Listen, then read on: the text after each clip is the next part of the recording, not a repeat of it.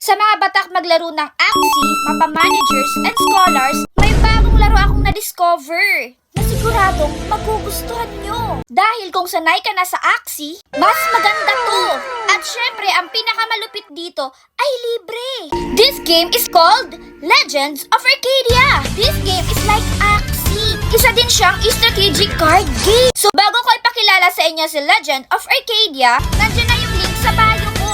Make sure na ma-download mo na yan agad na. Ano pang hinihintay mo? Napaka-enjoyable ng game, napaka-smooth ng interface, at sobrang ganda ng istorya. At ang pinakamatindi, sold out ang token sale nila ng June. Isa lang ang ibig sabihin nito, naniniwala ang mga investors sa potential ng game na ito.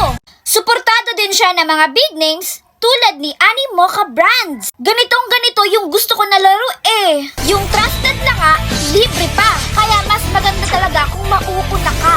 Nasa bio ko lang yan. Dahil balita ko din magkakaroon sila ng toot toot toot na feature. Di ko lang alam kung kailan. Available to sa Android at saka sa Apple, so walang problema kung saan kayo maglalaro.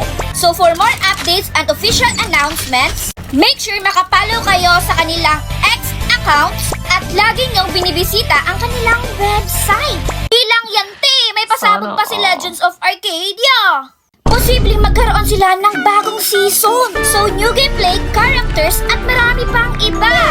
So exciting diba? Kaya sama-sama tayo mag-grind ng Legend of Arcadia.